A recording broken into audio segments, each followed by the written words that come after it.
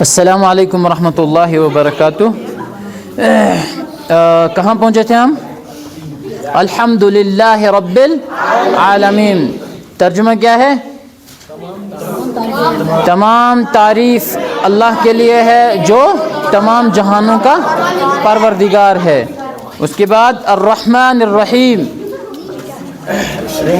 جو رحمان اور رحیم ہے، جو رحمان اور رحیم یعنی مہربان نہایت رحم کرنے والا ہے۔ مالک یوم الدین، قیامت کے دن کا مالک ہے۔ اس کے بعد کیا پڑھنا ہے آج؟ ایاک نعبد وإیاک نستعین، ایاک نعبد و ایاک، شور نہیں کرو، و ایاک نستعین، ایاک نعبد و ایاک نستعین۔ ایاک یہاں پر کیا ہے؟ اسم ہے۔ نعبد یہاں پر فعل ہے، و یہاں پر حرف ہے، ایاک یہاں پر پھر اسم ہے، نستعین یہاں پر فعل ہے۔ ٹھیک ہے، اب ہمیں کیا کرنا ہے؟ ایاک کا مطلب ہے تیری، کیا؟ ایاک کا مطلب تیری ہی، نعبد ہم عبادت کرتے، ادھر لکھیں گے اس کو، ہم عبادت کرتے ہیں۔ حرف واو کا مطلب کیا ہے؟ اور کیا کر رہے ہو؟ وا کا مطلب اور، پھر ایاک تیری ہی، تیری ہی، نستعین ہم مدد چاہتے ہیں۔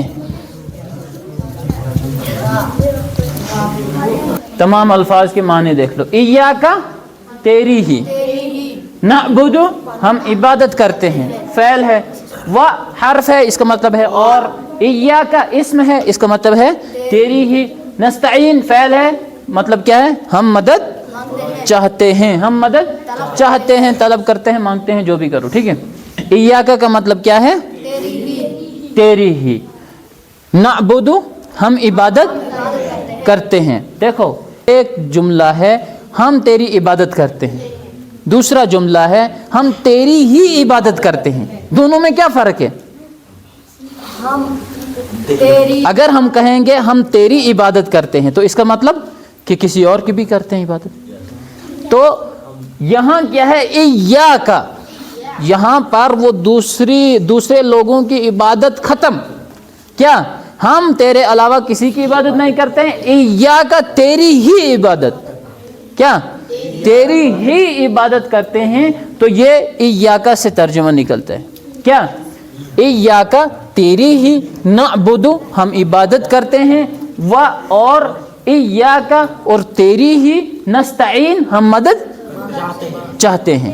کیا ترجمہ ہو؟ ایاک نعبد و ایاک نستعین، ہم تیری ہی عبادت کرتے ہیں اور تجھ ہی سے مدد طلب کرتے ہیں، تجھ ہی سے مدد چاہتے ہیں۔